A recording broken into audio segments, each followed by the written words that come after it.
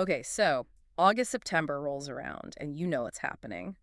That back-to-school scramble is hitting working parents everywhere. Oh, yeah. It's more than just pencils and backpacks, right? It's this whole new level of logistical gymnastics, trying to Mhm. sync school times with work calendars. It really is. It feels like taking on a second full-time job, Yeah, honestly. yeah. And I think what's often missed is just how much stress that genuinely adds. Employers sometimes, well, they underestimate that mental load. Right. So that's our mission for this deep dive, isn't it? To figure out how businesses can go beyond just, acknowledging it. Hmm. How can they genuinely support parents through this kind of chaotic time? What does real support actually look like? Well, for this, we've pulled together some, I think, really useful insights. We're looking at thoughts from HR leaders like Wes Burke over at care.com Okay. and Maria Amato, who's a senior client partner at Korn Ferry. Plus, there's some compelling data from a 2024 care.com report. Good source. Yeah, the goal is really to unpack practical ways businesses can ease that pressure. And importantly, how doing that actually helps boost productivity and loyalty too. Okay, so let's frame the problem first. Wes Burke, you mentioned him. He described back to school as a 1-2 punch for parents. I like that phrase. It's very apt. Just when families get into a summer groove, bam, new schedules, new routines, all these new demands just land. What's the actual workplace impact of that punch? Well, those challenges, they don't just stay neatly at home, do they? No. They absolutely ripple into the workplace. We see it pretty consistently. A rise in absenteeism, maybe not so subtle dips in productivity. So this makes back to school not just a family issue, it's a business issue. And maybe the ideal time for organizations to really look again and reinforce their support systems. That makes total sense. So, okay, we acknowledge the problem. Where do employers even start? What's the first step for tangible support? I think one of the most powerful tools, honestly, is offering genuine flexibility. And it's not just a nice-to-have perk.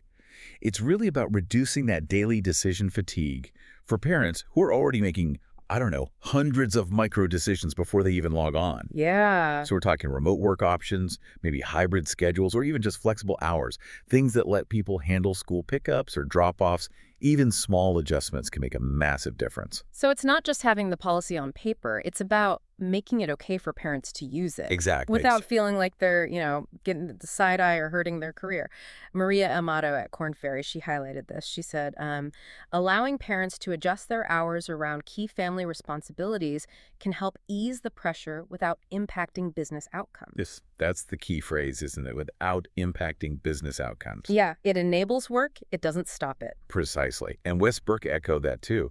He really stressed that employers need to be proactive. They need to communicate. They're open to these arrangements. Because when employees feel the workplace genuinely supports them, that they're not being judged for handling a family need, they actually become more engaged and, yes, more productive. Which, speaking of communication, that feels like the next really critical piece, right? Yeah, Communicating early and often. absolutely vital. Employees, especially maybe new parents or expecting parents, they need clear, timely reminders about the benefits available. And crucially, how do they actually access them? Spot on. Maria Amato's advice there was basically, employers should make sure that all relevant information is readily available. Easy to find. Yeah, readily available as they prepare for the school year. Put it right at their fingertips when the stress is highest. And Wes Burke added another great point, too. He said, look, back to school is a big trigger, sure.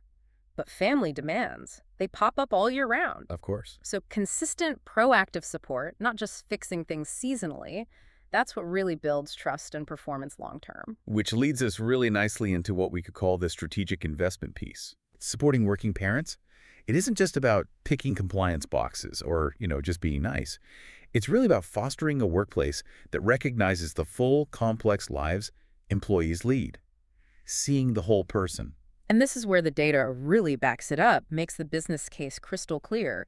That 2024 care.com report, it showed, 82% of employers who offered childcare support saw a direct positive impact on productivity. 82%. Yeah. That's huge.